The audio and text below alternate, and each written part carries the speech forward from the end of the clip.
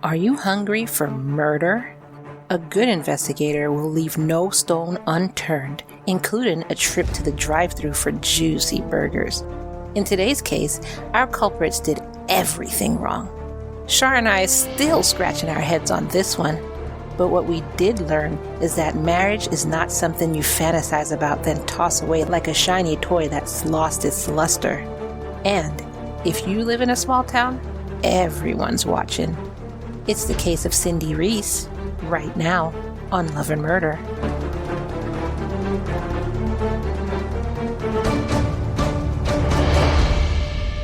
Good evening, everyone. Welcome to a new episode of Love and Murder, the weekly true crime podcast discussing relationships gone terribly wrong.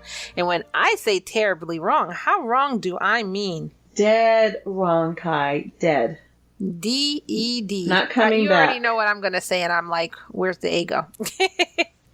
I am your host, Ky, along with my co-host, the alluring, Wait, why is it saying active again? Oh, wow.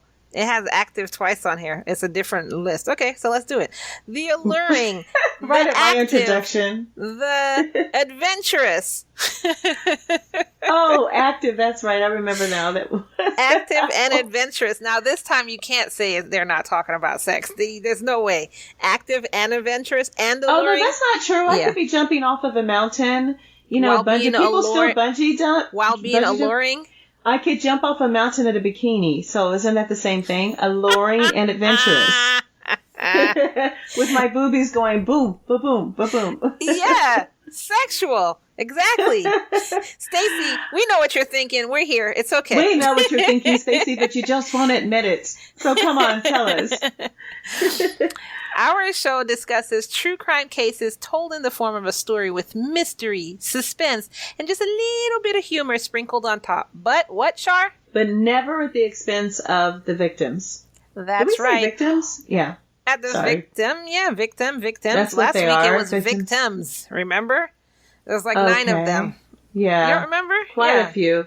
Oh, of course I do. Serial killer mom. I'll never forget it. Yeah. Oh, so, wow. Download Good Pods and subscribe to Love and Murder over there. Why did I say subscribe so weird?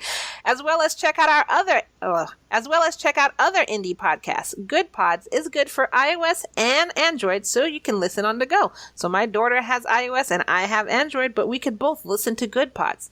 Tonight, we're back to our isosceles love triangle. In this triangle is a church-going wife, her husband, and the pastor. What happens when you put that all in a blender and hit mix? But first, I'm going to give you my weekly reminder to listen to our last episode, The Case of Mary Beth Tinnen, like we were just talking about. This case was about a mother whose maternal instinct is to cause pain, lies, and murder. This case is called Mommy Dearest, and it's episode 58. And in our exclusive community, I just dropped a ton of bonus episodes. I don't know if they love me or hate me because I literally dropped a ton of bonus episodes. Lots and lots. You guys have got to check that out. It was updates on Johnny Depp and Amber Heard, which I'm so sick of by now. Oh my God. I posted her 2-part interview. I posted like the videos to there, so you didn't have to like go and search it for yourself. So if you're in our group, you didn't have to search it for yourself. I did all the work for you. Also, I posted the June Crazy Crime Roundup, which had a man who took drastic measures in an argument with his parents, our justice system that allowed a crazed killer to go free, a woman who couldn't remember being pregnant, and a missing baby whose mother knew more than she was saying. These stories were crazy. Also, don't forget we have our summer sale going on until the end of June. Go to www.patreon.com/love and murder and subscribe using the much thanks secret tier. I also have the link directly to the tier in our show notes below. And later on, I'll tell you more about what you get from joining this community. Now, on to the show. Today, we are talking about Cindy Reese.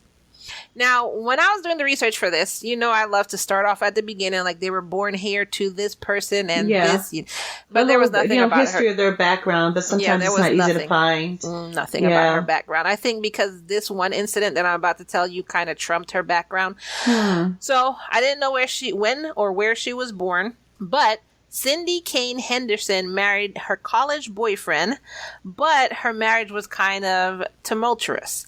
And then after 12 years of marriage, her college boyfriend turned husband shot himself in the head with a shotgun in the basement of their home in 2007. And then she's the one who discovered the body. So that's how this is starting out.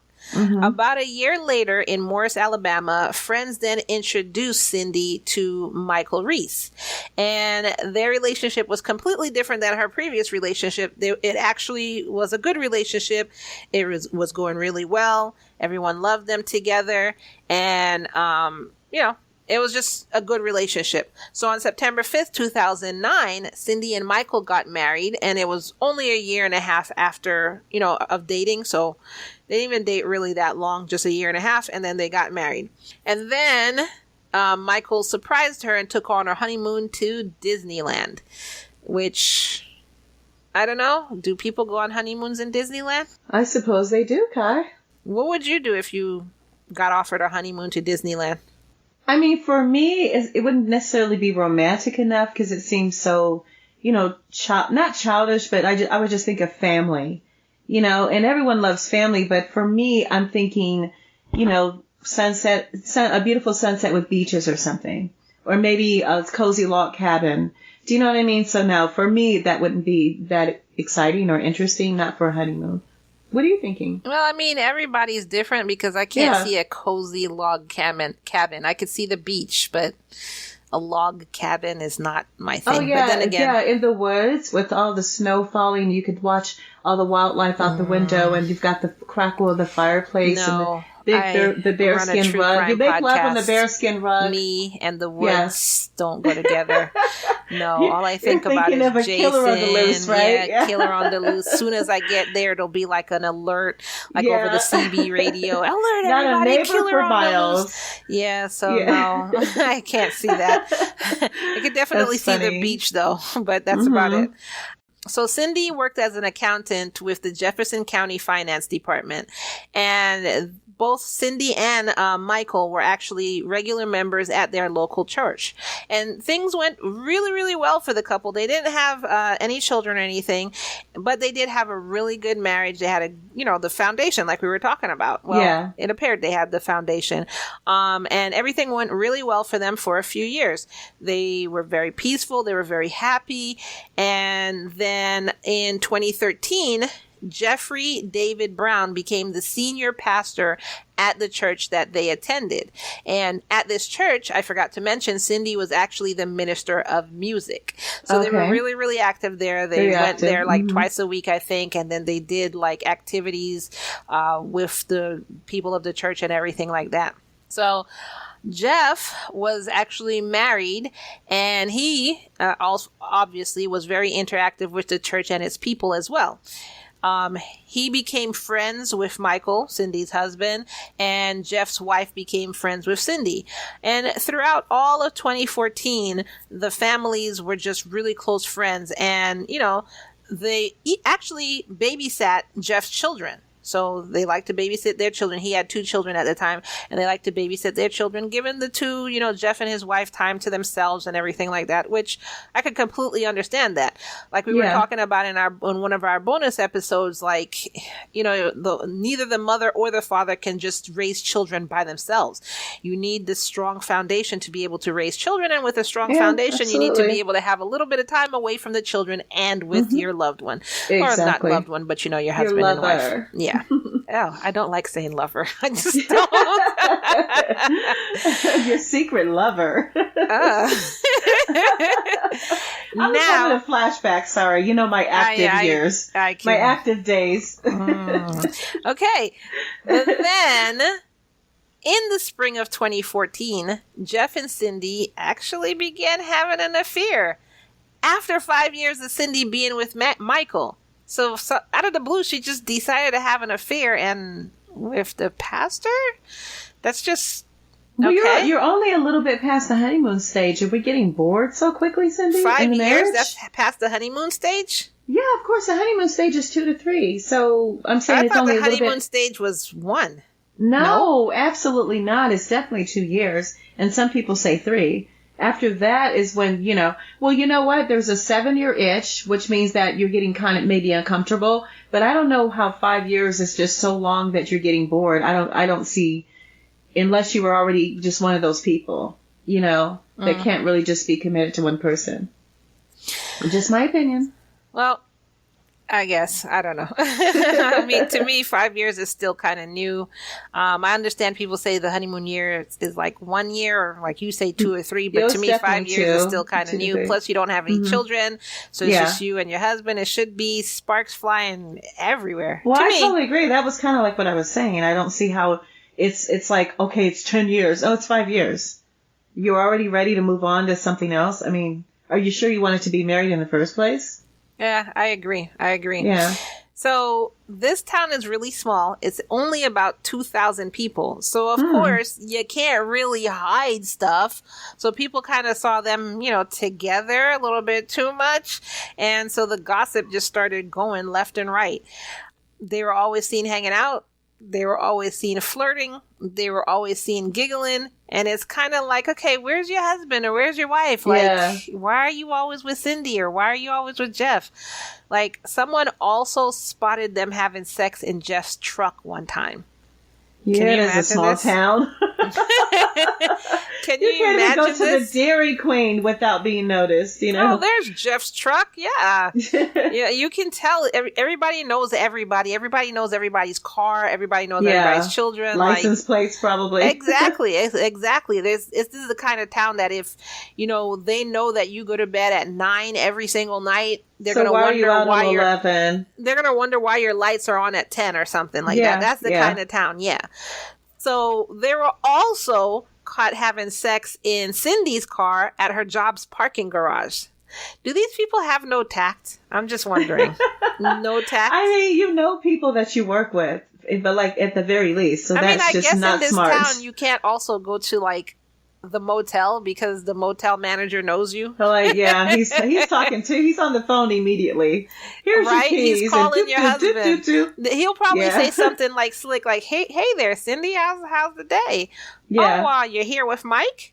Oh, you're not here with Mike? Hey, Mike, how's it going? Yeah, Pastor Jeff. Hi, what are you doing here? How's the missus? 237. I'm calling her husband right now. I know. The husband is in there. The number is in their phone. Like, oh my God. Yeah, Jeff, you might want to get over here. It's room 237. So that's terrible. The sexual nature of their relationship lasted until the fall of 2014. That's because the church leaders found out. And it's like, really? You didn't think they were going to find out? You're having sex like everywhere. That's like their job anyway. That's their job, finding out? Yes, absolutely. Good they Lord. have to know what's going on. Oh, I didn't know. But anyways, so they found out. And they sat them down and had a conversation with them. Like, this isn't looking good for the community. Like, what are y'all doing? Y'all are both married. You have children. You have 2 children. Like, what's going on here? Why aren't you home with your children? On you. Yeah. What did they Double do shame. What did they do in, what's the name of that show? Not Hunger Games. Oh, my God. I can't think of the name. It's an HBO film. That does not give us any details. It's an HBO film. It was based on a book. That doesn't help, Ky. Half the movies out there are based on the book. It's not a movie. It was a show. It was based on a book. It has dragons. It has Daenerys Stormborn in it, or whatever her last name is. It had Jon Snow. Well, you are giving a lot of clues, but I still don't have an idea. But I know our listeners are going, I know what that is. Anyways, well, once you say it, I'm going to go, of course.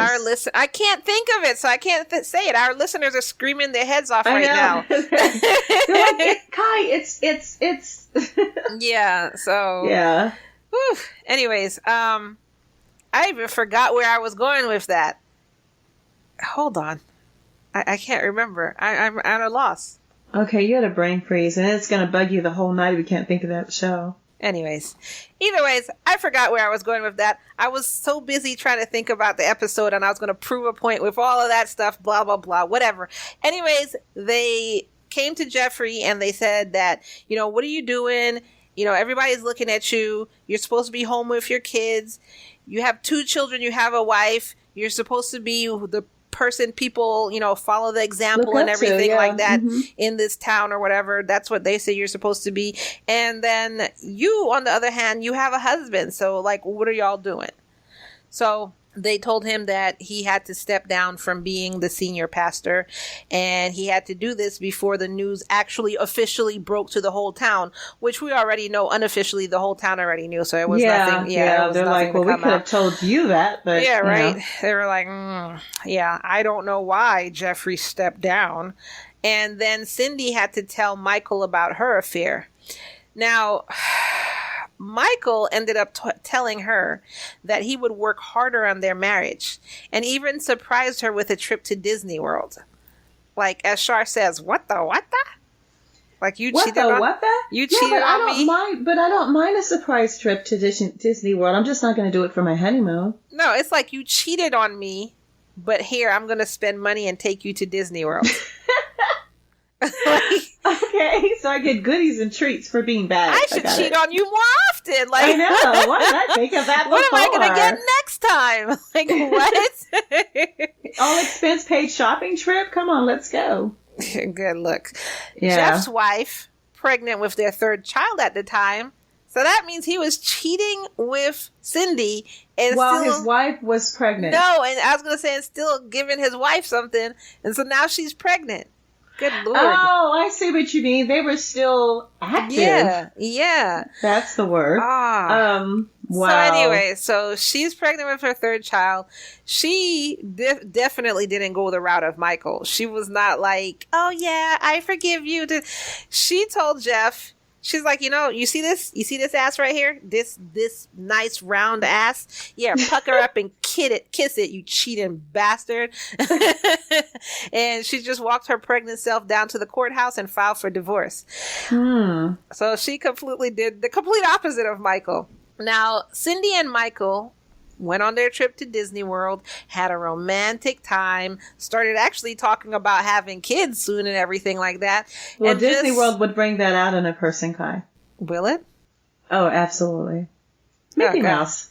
Of course. Disney World will bring out boredom in me. I've never I've never wanted to go to Disney World. I wanted to go to Universal Studio and Island of Adventure, which I did when I was 20, and it was so boring. Anyways. Oh no, we'll come back to your moments in a while. But everybody's not the same. I'm not judging anybody who goes to Disney World. I know a lot of people who love it. It's just not my thing.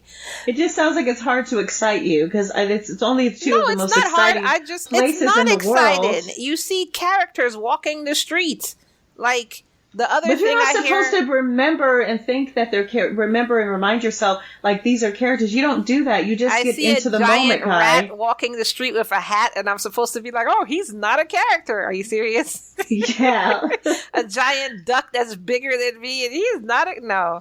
Well, you were 20. You were practically a kid. You were only 2 years legal. You should have been excited. That's just my opinion. I was excited because I went to Island of Adventure and the other one. I was excited for those, but those rides, I like more fast-paced, adrenaline junkie kind of rides, and those rides were they were just experiences, on a simulation, right? Like an experience.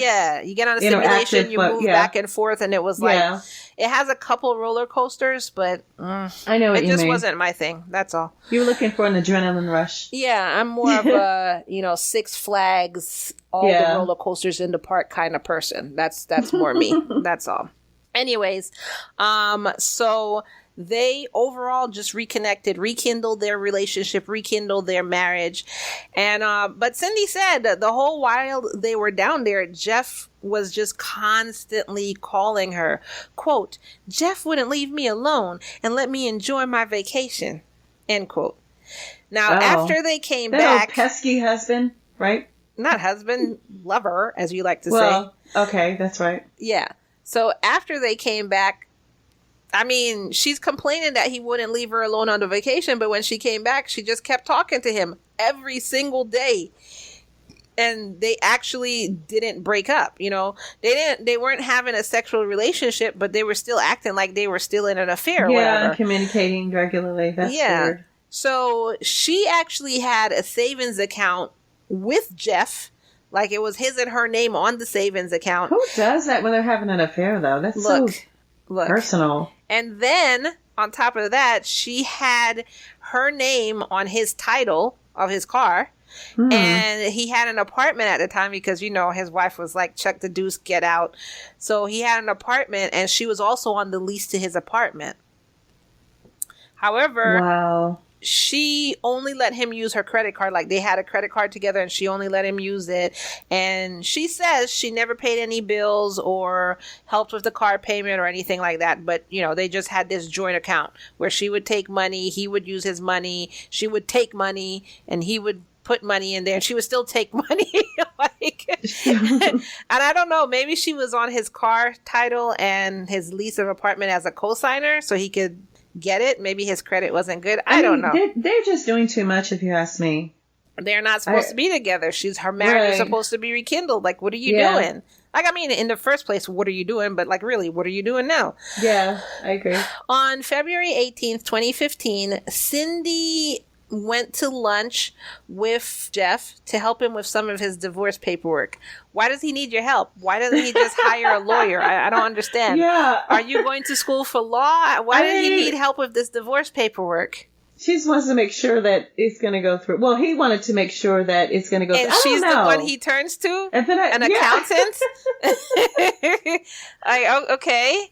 So then he dropped her back off at work. So, of course, you know, her husband didn't know this. So she came from work to have lunch with him to help him quote with his divorce papers. And then he dropped her back off at work, where Michael then later picked her up. Are you freaking kidding me? Are you serious? Yes. But I'm still thinking what a conflict of interest that is that I'm helping you with your divorce paperwork. I mean, come on, guys. This is really wrong. This is so crazy. Wrong on all levels of wrong. Then her and Michael went to her mother's house and then they went to church. And then after church, they went to Milo's, which is a local fast food joint in their area.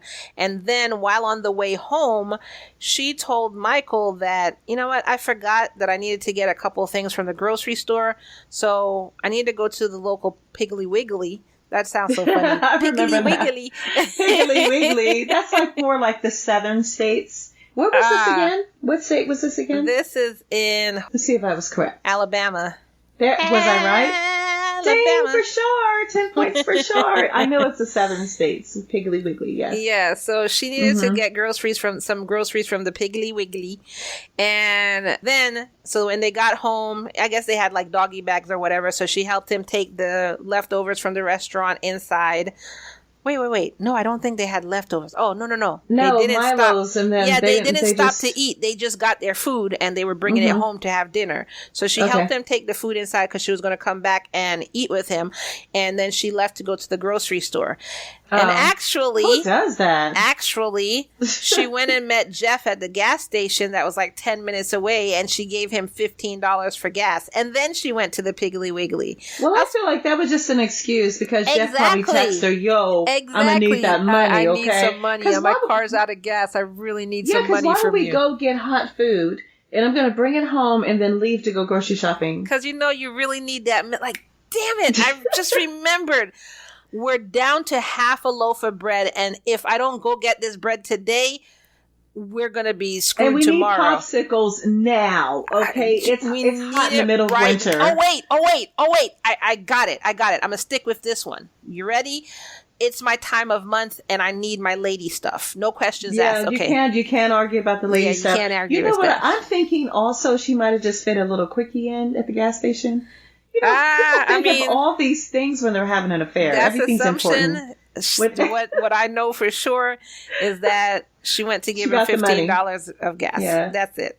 And then she went to the Piggly Wiggly, which I think really she was going to give him $15 for gas, and then she couldn't just come home. And then she decided I'll pick up a loaf of bread. No, because she told her husband she was going to the Piggly Wiggly, so she couldn't come home empty-handed. So she's got to come back with the evidence. Exactly. Yeah. So she had to go to the Piggly Wiggly. Now, when Cindy got back home from going to the Piggly Wiggly, she opened the door and saw that the coffee table was turned like on its side, like it was just flipped, but it was on its side, not completely turned upside down. It was just like on its side, which is weird. And then like the front room, so like the living room area, front of the house area was just like in a disarray. So it looked like somebody had just come in and just like hurried up and like looked through everything. It was just messing stuff up. So then she...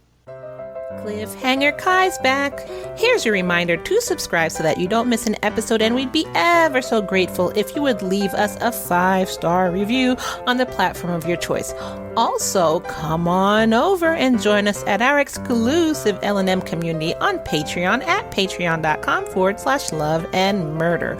Once you become a subscriber, you get access to commercial-free episodes, so you don't have to hear this particular commercial interruption, crazy crime corner, like this episode you're listening to right now, love obsessions, serial killer corner, relationship advice, getting to know the hosts, behind the scene, and so much more. We have so much fun over there, and right now we actually have a super secret sale going on. If you go to our Facebook group, just search Love and Murder Fan Group or click the link below to get access to our group and see the super secret sale going on where you get access to all of this for only half the price. This sale is ending soon, and once it's gone, it's gone. That super secret tier will become super secret, and you will not be able to find it on our Patreon. So head on over to our group, Love and Murder fan page, join there to see how to access this super secret sale, and come on over to our Patreon. Don't miss out. Search Love and Murder Fan Group or click the links below. And if you're listening to this on YouTube, I'll give you 5 seconds to subscribe. You already know the deal. 1, 2, 3, 4, 5. Hopefully you subscribed. And now back to the show.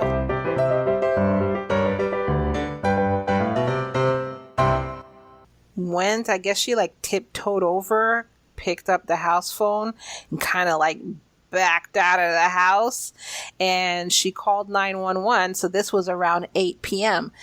When 911 got on the phone, she said that she hadn't seen her husband. She did call out to him. She was like, Michael, but he didn't answer, so she didn't know where he was. So then police arrived and they went into the house. They saw everything that she said was there, and they actually found Michael in the back of the house where the kitchen was. So it's like in the kitchen, but near the back door in the kitchen. They found him there, and he had been shot in his head, like in the back of his head. So to them, it looked like an execution style shooting. Yeah. They said they found no indication of forced entry. Nothing was missing in the home. Yeah, everything was in disarray, but nobody stole anything, and it didn't look like anybody broke a window, kicked down a door, or anything like that. So not really a robbery. It didn't look like that. It didn't look like a robbery. It just looked like, I don't know, maybe somebody knocked on the door. He opened the door. A confrontation with that table over, though. That's about it. Right? Yeah, and like a couple newspapers thrown on the floor or something. It was like not even like that much, So this is what they saw. And they also said that they did notice that there was a Piggly Wiggly bag which had ham and orange juice. They didn't say exactly where it was in the house.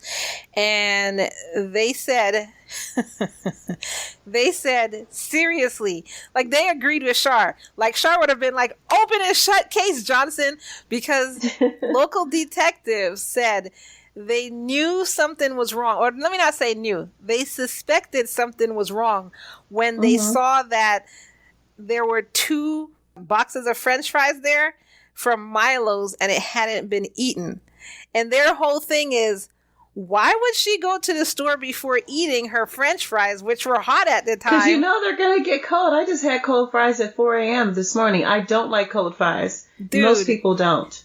Dude, you and I say that. Like, I would have just said put in the microwave, like, whatever. I don't care about cold fries. Fries taste like fries to me, but I'm not a fry person. My mom, hot fries, like... she needs to have her fries hot fries. No, my daughter likes potatoes in any form or fashion. She doesn't care. She doesn't care. Discriminate against potatoes. It's all good. Potatoes, mashed, fries, cold fries, hot fries, she doesn't Laid to care. the side. As long as it's potatoes, she doesn't care. Yeah. So they took, like, in the investigation, Char, this was a serious question. Why did you leave your hot fries at home and go to the store? That's what I'm said. telling you, that's exactly what I said. Though. I'm like, who does That's that? what I'm saying. I just got food from Milo's. Milo's is delicious. Everybody knows everybody in town goes to Milo's. But definitely don't leave the hot fries. Oh my like, God. seriously, Ky, at 4 a.m. this morning when I came back from the airport, I kid you not, I told that restaurant, you're going to make these fries over because they're cold. And my friend was like, that's right, Char, we're not eating cold fries. Like, it's that serious. Good so Lord. detectives notice everything. I wouldn't even thought about that because I'd have eaten the fries cold. It didn't matter to me. No, the average person doesn't want them that way. And plenty of people will say, make them over hot. And not only that, but I'm definitely not going to go all the way to the grocery store and do shopping. I might even go to the gas station because you know how long it takes to get gas and come home. But no, I'm not going to do grocery shopping. Like, who does that? Something just did not connect for me on that, I won't call it an excuse. But when you told me that, I was like, really? I mean, you literally said that. The same thing as the investigators. That's hilarious. But she still went to the gas station. Because I think she went to Piggly Wiggly, but really she stopped at the gas station to give him the money, right? Yeah, that's what I was saying. I think Yeah. the whole reason for her going was to, Yeah. he messaged her, call her, whatever. And he said, I need $15 for gas. And she's like, oh, yeah, you know what? I need to go get some stuff from the store. So I really think she was just going to give him money. And then she had to stop by the store to make it look like she was actually going to the store. But my thing is, if I'm having an affair, I'm not going to, and you don't have $15, why am I having an affair with you? You're not worth the risk. Well, I mean, he was fired from his job, and then his wife did leave him. So no, he doesn't have. He now has to pay alimony. He has to pay child support. He has to pay her house. He has to pay his apartment. So no, he doesn't have $15. Okay, we'll get him that. We'll let that slide. Okay, I get it. Look, and then. Who has to stop everything that they're doing and run to the store and get some orange juice? Like, are you serious? Yeah. It is vitamin C though, and that's the most important drink of the day. So you couldn't get it on the way to work or after work tomorrow? Like, are you serious? Like, just a slab of ham and some orange juice. You had to get that right now. Like, that ham was all important. That doesn't even make sense. I cannot get over that. That's crazy. So obviously, because they couldn't get over the fact that she left hot French fries there. Within a month, both her and Jeffrey were arrested. She should have at least ate the fries and don't leave that evidence. Next and then maybe there was a chance she wouldn't have got caught. I think she learned her lesson. Next time she gonna eat those fries. She gonna eat those fries. Oh yeah, hot or cold though. Hot or cold, you're gonna eat them. She's gonna eat. It doesn't matter. She is not leaving them there. She learned her lesson. Right. So they were arrested. Those fries gave her away. And that's crazy. Then Jeffrey actually ended up pleading guilty to manslaughter in 2016 because he actually wanted to reduce his sentence to 20 years in prison instead of 40, 80, life maybe. You know what I'm saying? So he was like, yeah, I'll plead guilty to manslaughter. But I don't see how that connects. How did he have time to go to the house? I'm really lost now. Well, let me continue on with the story. Everything's going to come out because then this is why everything's going to come out. So he pled guilty to manslaughter. He said, I'll take the reduced 20-year sentence. And also, I'm not going to trial because I'm about to sing like a bird. Like a bird. And he said, I will testify against Cindy. Screw that. I will tell you everything. Oh, no. Against my lover. He was like, look. First and foremost, let me tell you. First and foremost, I was with Cindy in an affair, but, and hear me out here, I never had sexual relations with that woman. Literally. Miss Cindy. He said he wasn't in an affair, but it wasn't a sexual affair. He said Cindy gave him cash for his car and his apartment after the affair ended. It was an emotional affair, not a sexual relationship. But do you think emotional affairs are cheating too? Because I do. Oh, absolutely. Exactly. You're still in an affair. Affair is an affair, an affair. Exactly. Affair. Yeah. And he said that, look, hear me out, officers. Cindy always was saying that she wanted her husband dead. She even asked me one time if I could hire a hitman. So, I was like, well, good golly, what am I going to do? Cindy, we got to talk about this. I mean, she kept asking me, so I got tired of her asking me, so I tried to hire 2 hitmen, but they both turned me down. I don't even know why. I offered them good money, $50 a piece to go and do this. Oh. And they turned me down. I mean, what more did they want from me? Cindy also thought up, poisoning Michael. But I was like, you don't want to do that, baby girl. You don't want to poison your husband. And she was just trying to kill him every which way to Sunday. Cindy also, she's the one who gave me the murder weapon. She gave me the gun to dispose of her husband. And then she also gave me some jewelry because I still needed money because, I got to pay for my wife, my ex-wife, and my kids, and my apartment, and my car. And I just didn't have no money. $15 for gas. Yeah, so she also gave me some jewelry to take care of this. And I was going to pawn that jewelry, but I haven't even had a chance because she left those daggone fries out. If she hadn't left those fries out, we wouldn't have been here. Oh, well, that's the point. So she really did. This is according to him. She did all of that, and she gave him the jewelry so that she could stage like it was a robbery. But for some reason, the police didn't find anything missing. To them, nothing was missing, and she didn't say anything was missing. So she gave him the jewelry, but then was like, "No, nothing's missing from my house." Like, what? And then Jeff said that he dumped the .38 revolver on Highway 75 in Pinson, and then gave the jewelry to another woman. There's another woman, Jeff? There's another woman involved? Jeff, you haven't learned your lesson, dude. Well, there always is. But if I were Cindy, I would say, look, I'm going to need that $15 back. I'm going to need that back. So, Cindy, she came out swinging. You were like, you some bitch. You gonna tell on me? Are you serious? Cindy said, I love my husband dearly. I loved him so much, and I did not want him to die. I did have an affair with Jeffrey, and it was a sexual one. We had sex in the car. We had sex in his car. We had sex at the Dairy Queen. We had sex at the Dairy Queen. We had sex under the bridge. And in the parking lot. We went to Milo's one time, and we got some fries, and we had sex, and then we ate the cold fries. We ate some cold fries after that. But we had sex at the park.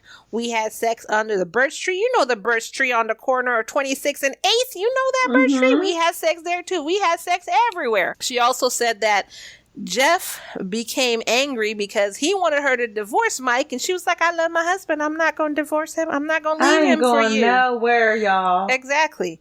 So he decided, he was like, oh, for real? Oh, so you're not going to divorce him? Well, if I can't have you, then he can't either. And she says that Jeffrey is the one who started to plot the murder, and he just out of the blue decided to kill Michael because, according to her, which I don't know how she figured this out, she said Jeffrey was hiding in the back of their home, and then he ambushed Michael and then killed him. So how did you know that, though? Because to you came in the house and everything was askew, and then you just left. Did he just confess to you? Like, I killed your husband. It was me. It was all me. I'm just letting you know. Is that how it happened?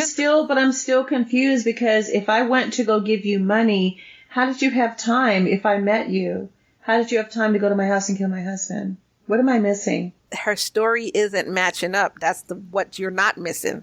Exactly. Okay. Her story isn't matching up. So according to phone company records, Cindy was actually talking to Jeff that entire day. He called her 7 times the morning after the murder. Oh. Then, with the 911 tapes, they actually heard her talking to another person when the line connected. So, when the line stopped, 911, what's your emergency? Yeah. So when the line connected, they heard her talking to somebody else. Like, shut up, they can hear you. And she was telling the other person that her phone was about to die. Yeah. And actually, according to phone records, she was talking to Jeffrey. Oh, no. It's like, what? No, say it ain't so. Oh, my God. No, that's this. Y'all might as well have so just written, embarrassing. like, we did it. This is just so embarrassing. Like, how do you... America's dumbest criminals. Dude. That's why we laugh at them. Dude. At their expense. And we've got plenty of material to laugh at because this happens all the time. This is insane. These people don't think. No. Oh, wow. So, according to court records, this is what investigators put together. When they got home from church, and I guess they went to Milo's and everything, and she didn't think to eat those damn French fries. Those fries. If it wasn't for those If it wasn't for those meddling fries. Those meddling French fries. So when they came home, she shot Michael in the back of the head. So this is what they came up with. And they still said it was an execution style killing. Like I could even say, quote, execution style killing. That's what they called it. And then after she did that, then she drove to the Piggly Wiggly. She brought the groceries and came back home. Fact, to prove it, to say, look, alibi. Exactly. And then staged it, like turned over the table and threw a couple of books here and whatever. And then that's when she called 911. So this is what... But there's receipts, though, because even if she didn't have the receipts in the bag, they can still go get receipts and they can say, well, this is the time that she probably murdered him and this is the time that she got the food. But then it would still go with her story because she could say she left him at home and went to get the groceries. So even if she had the receipt, that doesn't make a difference. Okay. Yeah. So unless it was done before he was killed and then she's saying that it was done after or something like that. So this is the story they put together. It wasn't ever confirmed, but this is the story based on the evidence that they put together.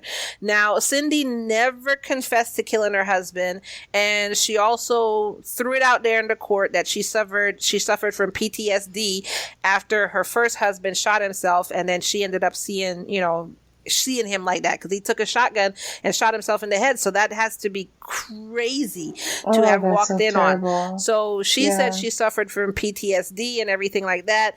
And, she was trying to squeeze out those tears and like, I'm just a battered woman. Can you believe walking in on your husband like that? I did not kill my husband. I loved him.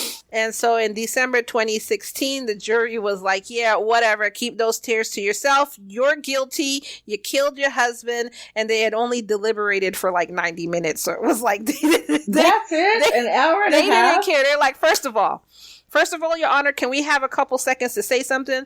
And the judge was like, sure. And they were like, it is an affront to us that you left those damn fries there. Guilty. Like, they did not care. 90 minutes of deliberating. And so she was sentenced to 40 years in prison. So on January 11th, 2017, she was sentenced to 40 years in prison. That's a long time. She wouldn't be eligible for parole until 2030. So she went over to the Julia, now I'm going to try and say this prison, Julia Tutwiler Prison for Women. And it's a facility in Wetumpka, Alabama. And as soon as she got there, she immediately filed for an appeal. And in her appeal, she claimed that she should have been acquitted due to a lack of evidence. I didn't kill my husband. There was no evidence except for those fries, those damn fries. And I should be acquitted. And she also said the court should have instructed the jury to consider a manslaughter charge. I don't know where she got that. So I guess she could have gotten 20 years for like the other, like Jeffrey. And then on August 11, 2017, the Court of Criminal Appeals said, no, we're going to deny your appeal. Bye-bye. And they wrote in their files, quote, the state presented sufficient evidence from which the jury could conclude that Reese murdered Michael, end quote. And Ky's going to add a quote, including those damn fries. I'm gonna keep. If it has been for those I'm gonna meddling keep bringing fries. up those fries because I cannot. But believe. it's so funny because the fact that I told you at 3 or 4 a.m. this morning, I was pissed because they were cold. And I was like, I don't want these, make them over. I don't care what it takes. Do I need to check on your mom? Like, wait a second. Do I need to check on your mom? Are you sure your mom's out of town? So after the airport, my friend and I stopped at this little spot to get some breakfast. But even she agreed with me because I said, ask him to make the fries, cook them extra hard and crispy. She goes, Char, I don't need to do that because they always do. So when they came out cold and limp and definitely not crispy, she goes, I'm going to need you to make those over extra crispy and fry them hard because that's how people eat their French fries. So yeah, we kind of don't want anything to be limp. We don't do limp over here.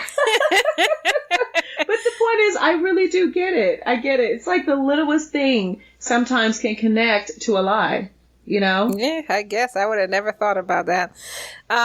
Jeffrey is still in prison, and he's at the Staten Correctional Facility in Elmore, Alabama, and he can be considered for parole as early as next year, like in literally. Well, he only got half the time, months. Exactly. 20 years, 40 years. Yeah, is a huge so he difference. can be considered for parole as early as July 2023. Oh, but if wow. they deny his parole, then he'll still be there for like 20 years. So he's still he'll do his time. The full 20. Now, how would you feel if your lover got twice as much time as you did, though? First of all, the fact that he's saying like a bird. How would you feel? First of all, the fact that you keep calling him my lover, he needs to stay in prison because I hate that word.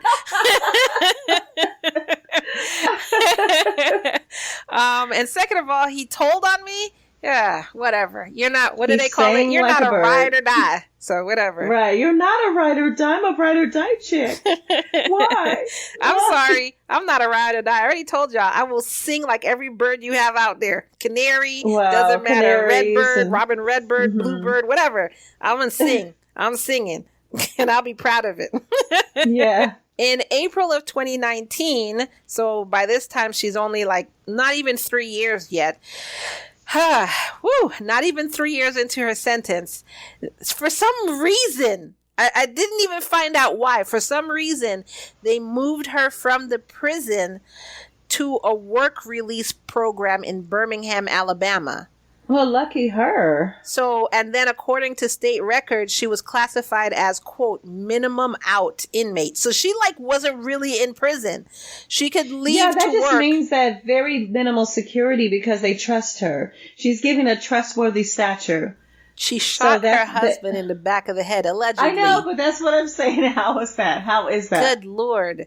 And so, yeah, so she goes to work, but then she comes back to the jail. Mm-hmm. And according to authorities, she, quote, doesn't pose a public risk and can be assigned off-property work. That's crazy. Basically also not supervised by correctional officers. Nobody knows how this happened. Like, it didn't become public knowledge how this happened. Oh. Yeah. So, yeah, because I'm thinking that's all kinds of opportunity to escape. When she's at work, you know. But not only that, the work release center is close to the people who did the investigation, the people who prosecuted the case, and also Michael's family. So they had to see her. What do you mean? You mean physical proximity? Yes, they had to see her every single day, just walking, minding her own business, enjoying the sunlight. They saw her every day. Can you imagine? Oh, wow. So of course they were pissed, and the officers that were on the case were pissed. They were like, what in the? And so Earl Reese, who is Michael's father, said, quote, "It makes me sick, to be honest with you," end quote. And then the Jefferson County District Attorney Ky Char also criticized the decision, saying, quote, "The judge and jury heard evidence of this woman planning a murder of her husband, and then she carried out the plan in an execution-style killing. It's a travesty of justice that this woman would be allowed to serve the remainder of her sentence outside of prison and in a work center as DOC has allowed. It's a disgrace that our state would consider..." So the entire rest of the time she gets to do the work release, or I think it's almost the same thing, I'll right? get to that. But continuing, it's a disgrace that our state would consider this new placement after only serving less than 3 years of her sentence, end quote. So after all of this, somehow, again, we are unaware of how, they took her off of this work release program and put her right back into Wilder. So even though if you look at records, she's in prison now. She's back in prison. But if you look at records, it still says minimum out. So everybody's still kind of confused. So a spokesperson with the Alabama Department of Corrections sent in a statement, and it says that Cindy, quote, does not leave the property for off-site jobs assignments, nor do any other inmates at Tutwiler. So they also clarified that, quote, a minimum custody level classification does not necessarily mean that the inmate in question will be housed in a minimum security facility. In some cases, minimum custody level inmates are housed in maximum security facilities. That was really your quote? Why would they call it minimum? Like, really, how did that even make sense? They're like, okay, even though it says minimum out, doesn't mean she's in minimum out. But it says that anyway, so we're supposed to know that it's maximum. Even though the probably. Evidence here points to that she's not really in here. That's not what's really happening. Like, are you serious? Crazy. If you're going to go by that, then she should be out, because the evidence clearly pointed that she killed her husband. But by going by your logic, she didn't kill her husband, so let her out. Like, what? So anyway, her parole consideration date is set back to 2030. And that is the story of Cindy Reese. Cindy is, quote, still in prison? Question mark, I guess. Well, she's halfway in prison. One leg in, one leg out? Yeah. Jeff is still in prison, but has the possibility of getting out basically in 13 months. And Michael's dead. So, what did you think about this episode, Char? Well, I have to admit, it was kind of interesting. There were so many twists and turns. Right? It kind of kept me on the edge of my seat. There were so many twists and turns, and I can't believe. You know what? So you know how many of our cases where we have America's dumbest Justice Department and law system, where the cops and authorities and sheriffs and all that were just like practically asleep? I'll at least say with this case, the authorities were kind of like very, I don't know, what's that word I'm looking for? They actually did the research. I mean, all the way up to the French fries. Like normally a lot of times we get cases where they don't notice anything. And we're like, how did you guys miss that? How did you just not see that? So I definitely take my hat off to their investigators and their police department and their justice system. It's before the judge, gave his sentencing and the court order and all that. Before that, I'm saying it's better than what we normally see, because we generally have these very lazy. I'm gonna say this. I really hope, not saying that obviously I don't hope this happens, but if something happens in my house and they see fries sitting out, I really hope they don't use that as evidence. Like, well, why would you think it's unfair? The fries have a note written in ketchup that it was Lawrence who did this. Like, that's the only way I would want you to literally use fries as evidence. Ketchup dissimulates blood, so we don't want that either. So I'm saying, unless it actually is spelling out something.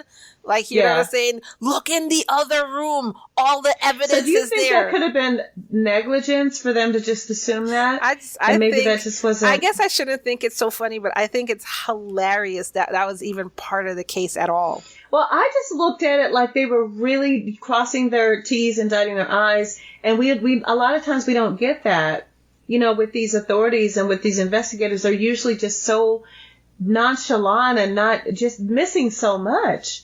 And for me, for them to notice something like intricately, that's something that's just most of us would just not pay attention to.